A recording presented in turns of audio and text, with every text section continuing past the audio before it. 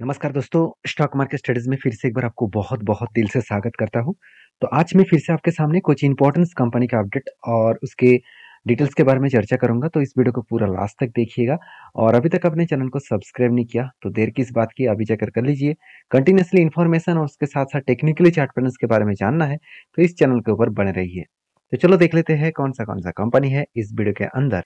First जो company है जिसका नाम है वरुण बेवरेजेस लिमिटेड। देखिए वरुण बेवरेजेस के ऊपर मैं जिस डेटा के इंतजार था, वो जिस टेक्निकली चार्ट पैटर्न के इंतजार था, फाइनली मुझे देखने को मिला है। जिस तरीके से आप देखेंगे तो मैं बहुत दिनों से आपको ये बता रहा था कि जिस तरीके से आप एक रेंज क्रिएट हुआ उसके बाद ब्रेकआउट होगा तो मैं एंट्री लूंगा। तो ब्रेकआउट हुआ था मगर ब्रेकआउट उतना ज्यादा मुझे कॉन्फिडेंटली ब्रेकआउट देखने को नहीं मिला, क्योंकि यहाँ पे जो ब्रेकआउट हुआ था वो एक स्ट्रांगली ब्रेकआउट नहीं था, क्योंकि यहाँ पे कुछ इस तरीके से शूटिंग स्टार जैसे कैंडल बना था। तो शूटिंग स्टार कैंडल जब भी बनता है तो सोचिएगा वहाँ पे फॉलिंग देखने को मिल सकता है।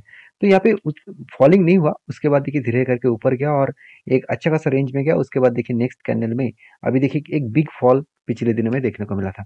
अभी इसका न्यूज क्या है, उसके न्यूज के बारे में बात करूँ तो एफआईएस में कुछ कट किया है, मतलब एफआईएस ने कुछ क्वार्टरली जो डेटा है उस हिसाब से मैं एक बार आपको दिखा भी देता हूँ।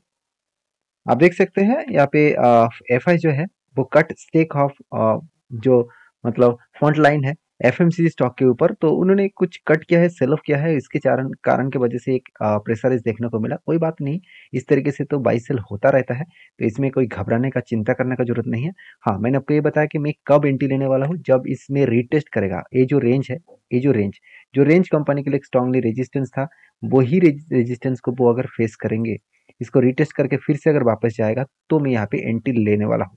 तो मेरे हिसाब से एक बेस्ट तरीके से ब्रेकआउट हुआ है, उसके बाद रिटेस्टमेंट करेगा, रिटेस्टमेंट करके अगर फिर से रीबैक करे तो यहाँ पे बिग जंप देखने को मिल सकता है।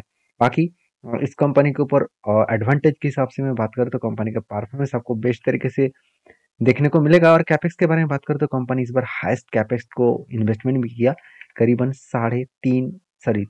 3 लाख करोड़ नहीं, 3,000 करोड़ से भी ज्यादा इसका टोटल कैपेक्स देखने को मिला, जो पिछली बार का कैपेक्स था सिर्फ के सिर्फ 1700 करोड़ के आसपास। तो डबल के आसपास इस बार कैपेक्स ग्रोथ होता देखने को मिले, और जिसके चलते कंपनी के ऊपर एक अच्छा खासा ग्रोथेबल सिचुएशन देखने को मिलेगा। देखिए कंपनी का जो मार्केट शेयर है, इसमें सबसे इंपॉर्टेंट पॉइंट क्या है। देखिए जो पेप्सी का जो प्रोडक्ट है, पेप्सी का जो ब्रांड है, वो वीवीएल के पास है। और वीवीएल देखिए नेपाल में 45% मार्केट शेयर लेकर रखा है, और मोरक्को में 10%, और इंडिया में कितना 40% मार्केट शेयर पेप्सी को ब्रांड के ऊपर है। ऑब्वियसली अगर आप देखेंगे तो पेप्सी से लेकर माउंटेन ड्यू से लेकर स्प्रिंग से लेकर, साथ ही साथ आप देखेंगे तो सेवन अप से लेकर, तो इतनी सारे जो ब्रांड्स है, इतने ज्यादा सारे जो प्रोडक्ट है, वो सारे के सारे पेप्सी का ब्रांड के ही है। और वो भी वरुण बेवरेजेस के माध्यम से ही टोटली बिजनेस किया जाता है। और पेप्सी का जो बेवरेजेस का जो प्रोडक्ट है, वो साउथ और वेस्ट इंडिया के ऊपर आपको देखने को मिलेगा। तो मेरे हिसाब से बेस्ट तरीके से यहाँ पे सिचुएशन देखने को मिले।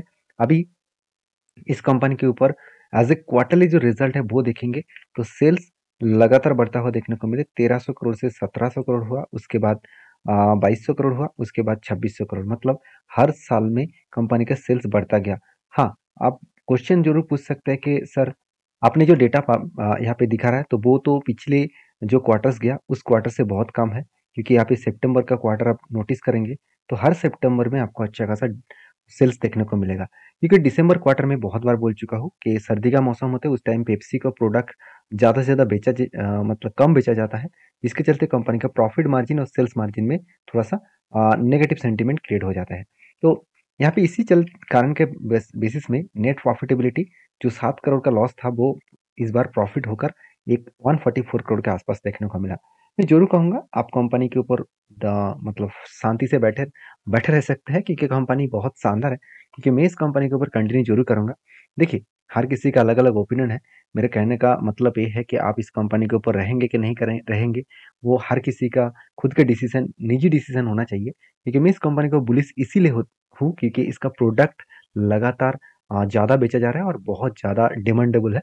तो यंग जनरेशन सबसे ज़्यादा इस तरीके से प्रोडक्ट के ऊपर अट्रैक्टिव है, और आप इंडिया में सबसे ज़्यादा यंग पॉपुलेशन है, आप सभी जानते हैं। तो उसका फ़ायदा डायरेक्टली कंपनी को मिल जाता है। तो इसलिए इंस्टीट्यूशन भी इस कंपनी का माल बेचने के लिए तैयार नहीं है। चाहे एफआईएस के पास आपको होल्डिंग 26% है। हाँ, आप कहेंगे सर म्यूचुअल फंड तो माल बेच दिया, क्या हुआ? म्यूचुअल फंड माल बेच दिया तो क्या हुआ? प्रोमोटर के पास तो होल्डिंग्स है। और बाकी एफआईएस ने होल्डिंग उठा रखे हैं। पब्लिक के पास तो ना के बराबर है, सिर्फ 6.5%। तो सारे पॉइंट्स को एक साथ करके मैं एक ही बात कहूंगा, कंपनी के ऊपर एक पॉजिटिव नेगेटिव डेटा के हिसाब से बात करूँ तो कंपनी के ऊपर एक बिग पॉजिटिव डेटा आपको देखने को मिलेगा। बाकी मैं इंतजार करूंगा जब भी यहाँ पे रीटेस्ट करे और उसके बाद कोई ग्रीन कैंडल दिखे वॉल्यूम के साथ, तो मैं जरूर यहाँ पे कुछ quantity as a trading purpose में एंट्री लूंगा। तो नेक्स्ट जो कंपनी है उसका नाम है येस बैंक। देखिए येस बैंक आप सभी जानते हैं, एक टाइम इस बैंक का नाम नो बैंक के नाम खाते पे लिखा गया था, क्योंकि इस बैंक का हालत टोटली खराब हो गया था, क्योंकि राणा कपूर जी इस बैंक का हालत टोटली मतलब बर्बाद कर दिए थे, क्योंकि येस बैंक ने बहुत सारे ऐसे ऐसे कॉर्पोरेट को लोन दिया जो पूरा का पूरा बैंक को डुबा कर चला गया।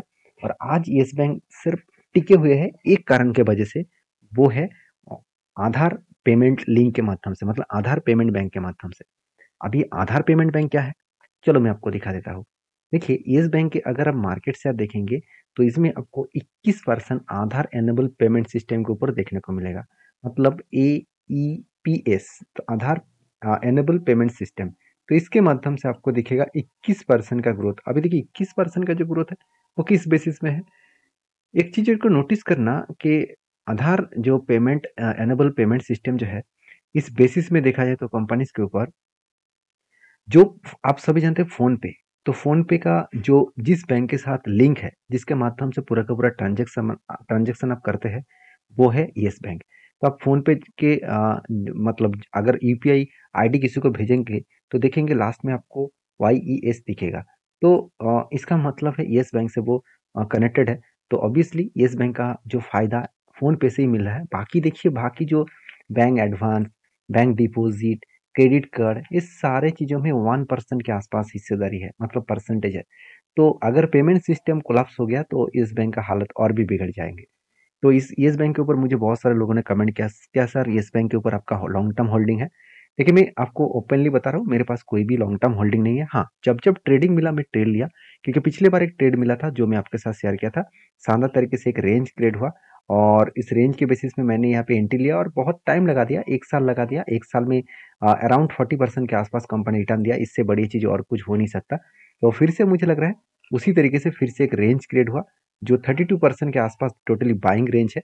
तो जब भी इस नीचे लेवल को टच करेंगे तो मैं कुछ डिसीजन यहाँ पे जरूर लेने वाला हूँ। जब डिसीजन लूंगा मैं आपके साथ भी शेयर करूंगा, क्योंकि सारे चीज़ मैं आपको सिखाने के लिए सारी चीज़ आपको इसीलिए दिखाता रहता हूँ, क्योंकि आपको कॉन्फिडेंटली शेयर पिक करने में आसानी हो, क्योंकि हर किसी का ओपिनियन अलग अलग होता है। तो आपको सारे ओपिनियन को लेकर आपको एक स्ट्रेटजीज बनाना होगा और उस स्ट्रेटजीज के ऊपर आपको काम करना है। ऐसे नहीं कि किसी की बात सुनकर काम कर लिया, ये बहुत बड़ा गलत डिसीजन है। पहले खुद के जो जितने सारे अपने स्ट्रेटजीज सीखे होंगे उसको बैक टेस्टिंग करेंगे, उसके बाद काम करेंगे। तो नेक्स्ट जो कंपनी है उसका नाम है अदानी ओइल मार्ट, जिसके ऊपर मेरे बहुत पहले से ही एंट्री है और मैं बहुत दिनों तक होल्ड कर रहा हूँ, क्योंकि यहाँ पे देखिए यहाँ पे भी एक रेंज क्रिएट हुआ। वो रेंज में आपके साथ शेयर करूँ तो आप देख सकते हैं यहाँ पे एक रेंज बना, यहाँ पे तीन तरीके से, सॉरी, तीन कैंडल के माध्यम से टोटली बाइंग रेंज बना, जिसका टोटल रेंज है करीबन 32% के आसपास। और मैं बता दूं यहाँ पे जो 32% के आसपास जो रेंज है, 32 से लेकर 33%, ये रेंज किस तरीके से बनता है, जब भी आपको कोई बाइंग कैंडल दिखे कंटिन्यूसली तो आपको टॉप लेवल और ग्राउंड लेवल को मार्किंग करना है। जब भी इस नीचे लेवल को टच करेगा तो यहाँ पे उसका एंट्री होगा और टॉप लेवल में इसका टारगेट होगा। ऐसे नहीं कि हर कोई कंपनी के ऊपर इस तरीके से डेटा फाइंड आउट करेंगे और बाई सेल कर लेंगे, ऐसे बिल्कुल मत करिए, क्योंकि कंपनी का फंडामेंटल अगर ठीक नहीं है तो उसमें ट्रेड करने से कुछ फायदा नहीं है। देखिए बहुत दिनों तक नीचे आया था, मैंने आपको ये भी बताया कि स्ट्रांगली एक रेजिस्टेंस है, इस रेजिस्टेंस को ब्रेक करके ऊपर जाना होगा। तो देखिए यहाँ पे कुछ टाइम भी था और मुझे लग रहा है अभी धीरे धीरे करके वो ऊपर जाने का कोशिश करेंगे। तो क्योंकि जिस तरीके से वॉल्यूम क्रिएट हुआ, जिस तरीके से वॉल्यूम करके ब्रेकआउट हुआ है, तो एक पॉसिबिलिटी है ऊपर जाने का वो कोशिश जरूर करेंगे। बाकी अदानी व्हील मार्क के ऊपर मैं बहुत ज़्यादा बुलिश दो कारण के वजह से हूँ, क्योंकि इस कंपनी के ऊपर कुछ भी हो इंस्टीट्यूशन माल बेचने के लिए तैयार नहीं है, चाहे एफएस हो और चाहे डीएस हो। हाँ, उतना ज़्यादा क्वांटिटी नहीं है क्योंकि प्रोमोटर के पास ही तो पूरा का पूरा होल्डिंग है। 87%, ऑलमोस्ट 90% के आसपास होल्डिंग प्रोमोटर खुद लेकर बैठा हुए है। तो जब तक प्रोमोटर माल नहीं बेचेंगे तब तक ये इंस्टीट्यूशन के पास आपको होल्डिंग नहीं दिखेगा। बाकी कंपनीज के ऊपर जो लॉसेस का जो सिचुएशन है वो इस बार रिकवरी देखने को मिला। पिछले 2 क्वार्टर्स में लॉसेस किए थे, इस बार वो 2 क्वार्टर को रिकवरी में कन्वर्ट किया, तो इसका मतलब पॉसिबिलिटी ज़्यादा है यहाँ से रीबैक करने का। बाकी आप समझदार है, समझदारी से काम लीजिए और ये वीडियो टोटली एजुकेशन पर्पस में था। मेरे तरफ से कोई भी बाय एंड सेल का रिकमेंडेशन नहीं है, क्योंकि मैं कोई सेबी रजिस्टर्ड पर्सन नहीं हूँ कि मैं आपको बाय सेल का रिकमेंड करूँ। तो प्लीज, अगर आपको इस कंपनी के ऊपर काम करना है, किसी भी कंपनी के ऊपर काम करना है, तो एक बार आपके जो एडवाइजर है उसके साथ बातचीत करके काम करिए। तो वीडियो अच्छा लगे तो प्लीज लाइक करना। मिलते हैं नेक्स्ट वीडियो में, तब तक के लिए धन्यवाद।